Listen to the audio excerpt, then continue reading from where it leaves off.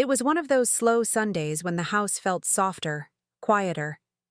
Sunlight poured through the window, catching the dust in gentle motion while I hummed along to a half-remembered tune. Adam had just come back from his run. I could hear the shower running, the rhythm of his life so predictable I could almost time it by heart. Cleaning his desk was second nature to me. Receipts, spare keys, a few old pens. It was muscle memory, comforting in its simplicity. Until I pulled open the bottom drawer and a small pastel envelope slipped out like it had been waiting for me. At first, I thought it might have been something I'd written years ago. A birthday note, maybe, tucked away and forgotten.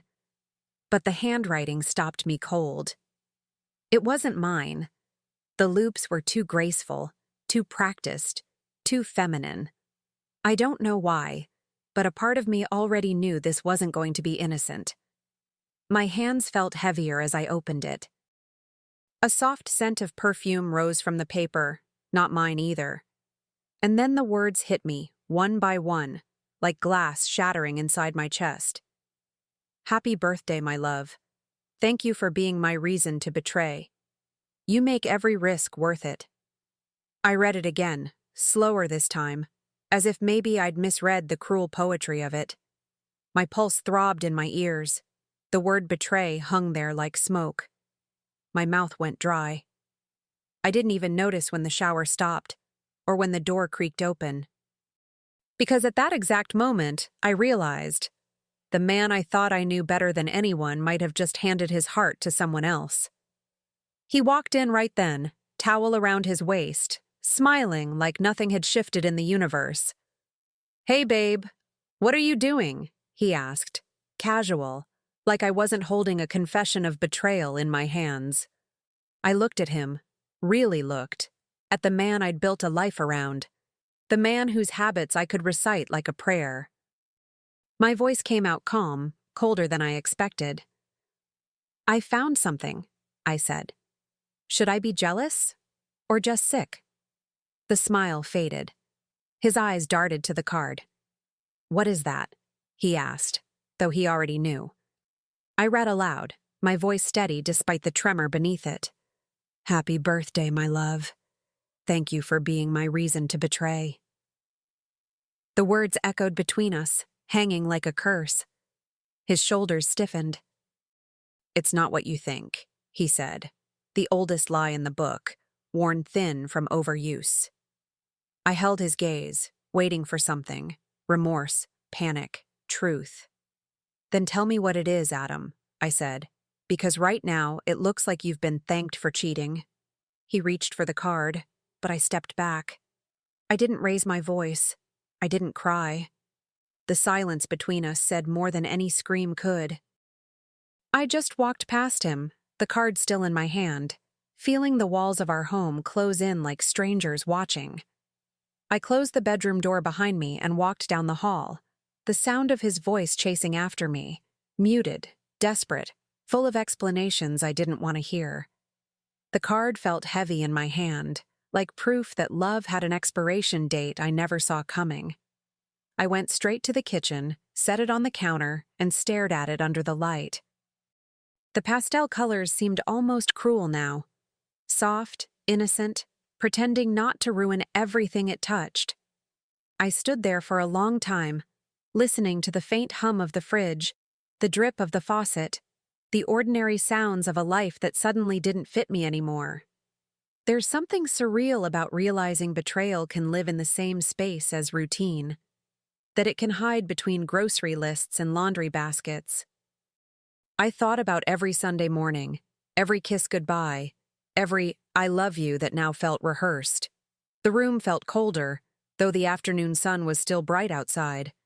When I finally looked up, I saw our wedding photo on the wall, the one where he was laughing, and I was looking at him like I'd never be disappointed. I took a deep breath, reached out, and turned the frame face down. The sound it made against the table was small, but final. And as I walked away, I knew one thing with aching clarity. Tomorrow, I'd start asking the questions he wasn't ready to answer. That night, Dinner sat between us like a battlefield disguised as a meal. The clink of silverware was the only sound for minutes at a time, and even that felt too loud. I barely tasted the food. Adam kept glancing at me, his jaw tight, like he was rehearsing excuses behind his teeth. Finally, he spoke, his tone light, too controlled. "It's from a coworker," he said. A stupid joke. You know how office humor can be. He said it like he was explaining a bad email, not infidelity wrapped in pink stationery. I didn't look up. "So your coworkers write love notes about betrayal now?" My voice was calm, steady, the kind of tone that scares men more than shouting ever could. He swallowed hard. She was going through something. It wasn't serious. That word, serious, almost made me laugh. The way men minimize destruction like it's just a misunderstanding between friends. "Not serious?" I asked. "Someone wrote that she betrayed for you." He leaned forward, trying to bridge the distance between us, his voice low, pleading. "I didn't ask her to." I smiled then, a small, cold curve of my lips. "No," I said softly. "You just gave her a reason to." For the first time that evening, he looked away. The denial cracked, just slightly, and for a moment I saw the guilt flicker in his eyes like a flame he couldn't put out. He reached for my hand, but I pulled it back before his fingers could touch mine. It wasn't anger that stopped me. It was disgust, like touching him might make the lie feel more real. The air between us grew heavier, thick with things unsaid. "You've lied before, Adam," I said quietly. "But this time, you wrote it down." He blinked, confused, maybe realizing for the first time that the game had changed. Words on paper last longer than lies whispered in the dark. They don't fade. They testify. We sat there, the seconds stretching thin. He tried to sound patient, reasonable, the tone men use when they think they can still manage a woman's emotions. "Nora, please, you're overreacting."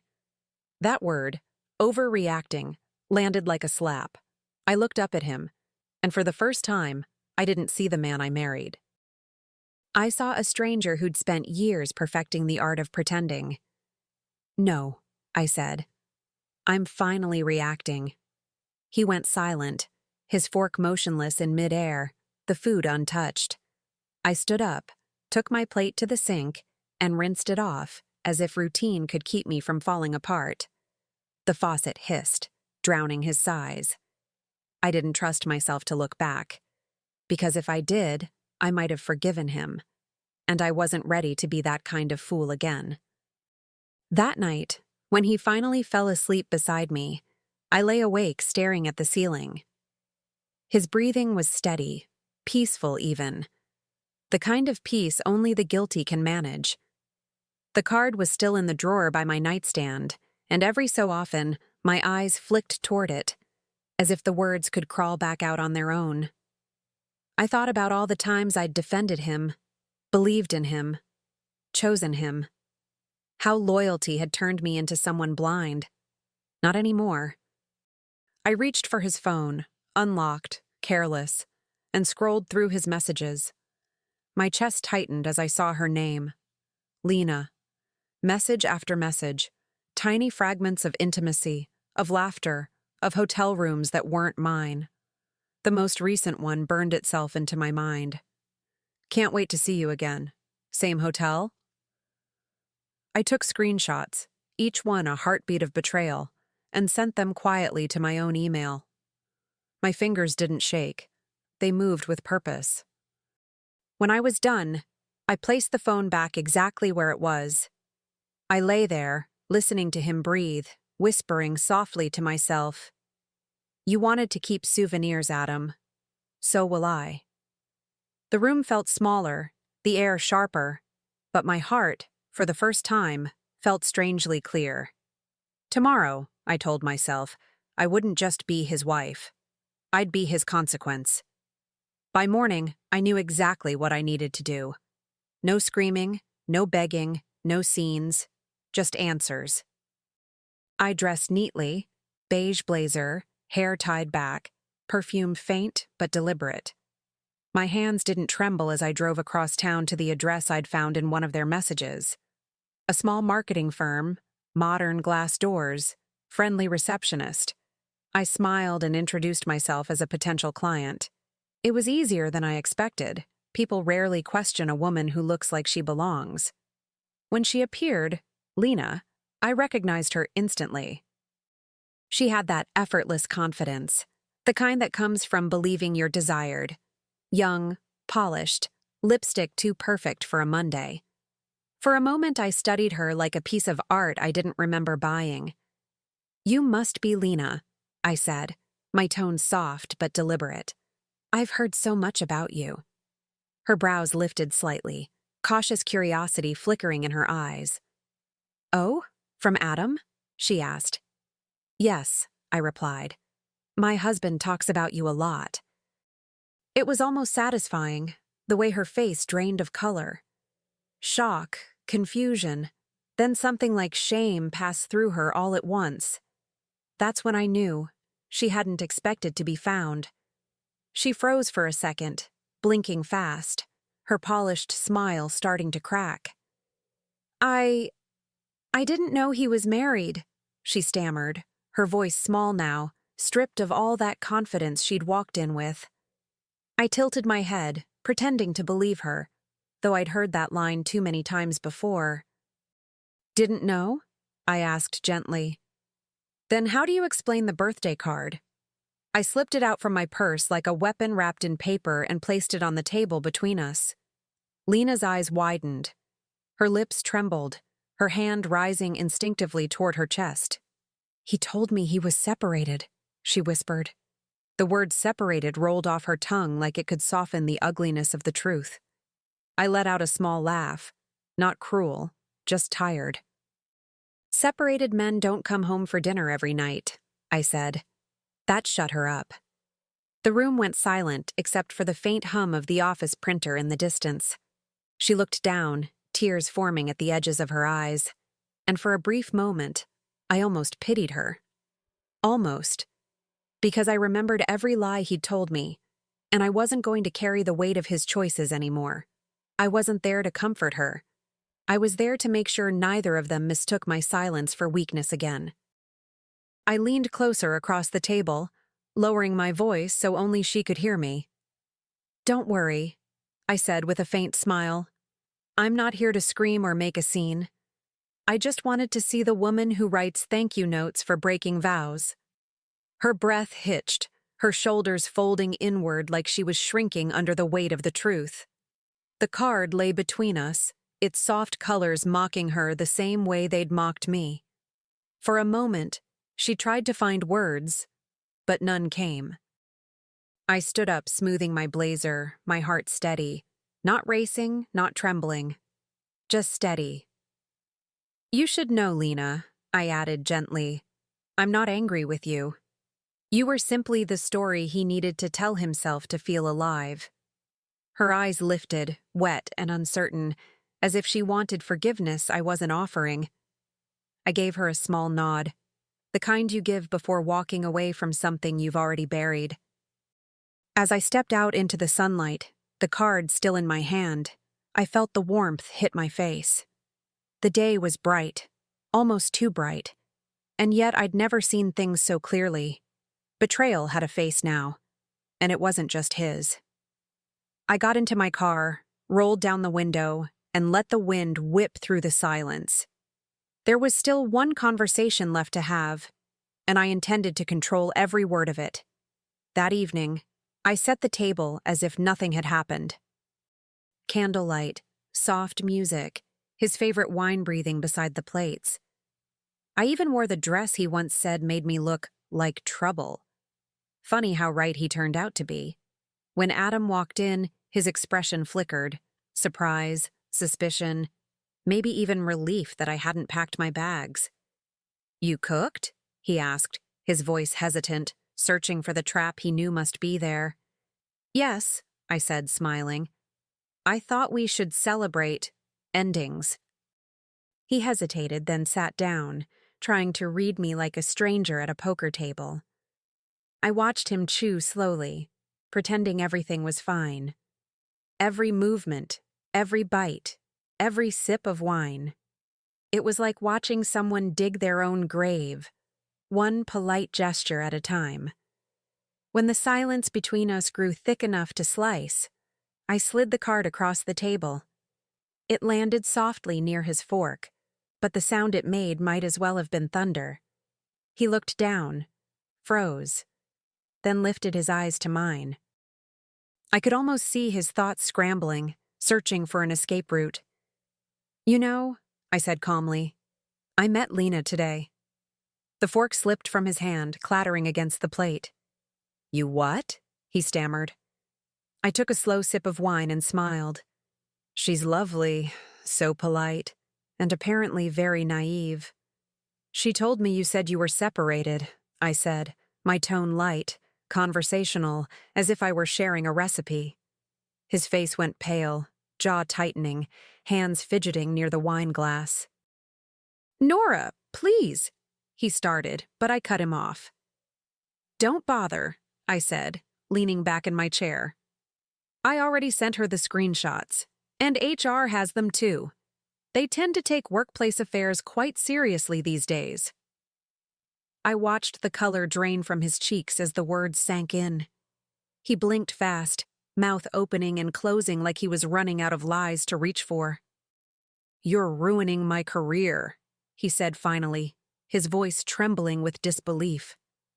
I tilted my head, studying him, the man who used to lecture me about loyalty now looking like a boy caught stealing candy.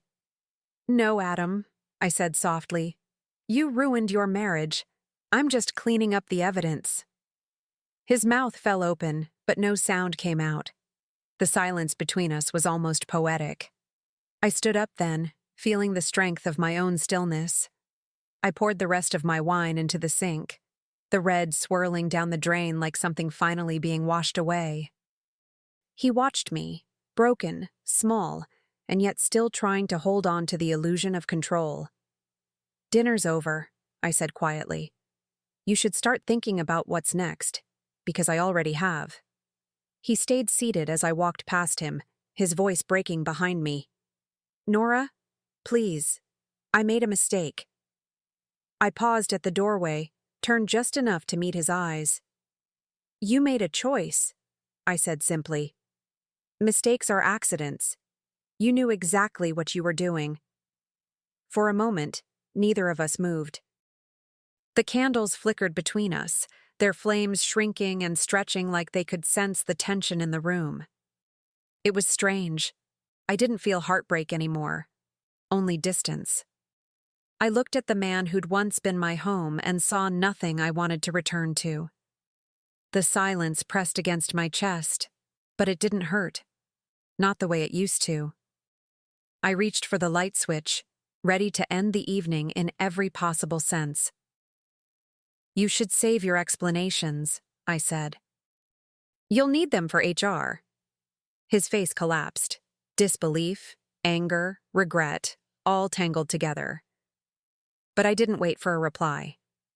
When the light went out, the room fell quiet, except for the faint sound of his uneven breathing. I stood in the hallway, the scent of dinner fading into something bitter and final. Every betrayal needs an audience, and tonight, mine was done performing. Tomorrow, I'd begin the real cleanup, not of the house, but of my life. By the end of the week, the fallout had already begun. Adam's company opened an internal investigation, and whispers started circling faster than truth ever could. Lena quit. He moved into a hotel near his office, leaving the house heavy with absence. He called every night at first, his voice breaking in half between apologies and self-pity. I stopped answering. I'd already learned the difference between guilt and love. One begs for comfort, the other earns forgiveness. The messages kept coming, though. "Please, Nora, talk to me. It was just one mistake. You're everything to me. but I'd stopped being everything to anyone but myself. I read each one once, then deleted it. It was strange, really, how silence could be louder than shouting. He was unraveling, and for the first time, I didn't feel responsible for stitching him back together. One evening, he called again. I almost didn't pick up, but something in me wanted to hear the sound of his regret, not for closure, but confirmation. "Please, Nora," he said, his voice raw. "I made a mistake. You're my life."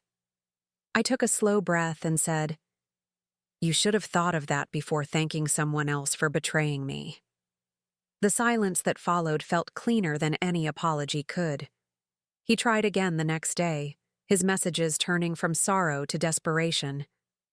"You can't just erase us," he wrote. I stared at the screen for a long time before typing back, "Watch me." And I meant it.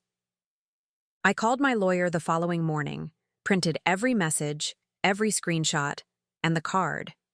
That cursed pastel piece of paper that had started it all. My lawyer skimmed through the evidence with raised eyebrows and a small, knowing smile. "Judges love paper trails," she said. So did I. Filing for divorce didn't feel tragic. It felt surgical, clean, necessary, and long overdue. The kind of pain that heals because it removes what's rotten. While Adam scrambled to salvage his reputation, I was busy reclaiming mine. I changed the locks, the bank passwords, and the story. I stopped being the woman who waited for explanations. I became the woman who left proof. Each night the house grew quieter, but it wasn't lonely. It was peaceful, like stepping into a room that finally fits your shape. I slept through the night for the first time in months, no longer haunted by questions I already had answers to. Freedom, I realized, doesn't always arrive with a smile. Sometimes it walks in wearing heartbreak's ashes. The official papers came on a Thursday morning, crisp and final. My name stood alone again, not as half of a pair, but whole. I stared at the signature line for a moment before signing it with a steady hand.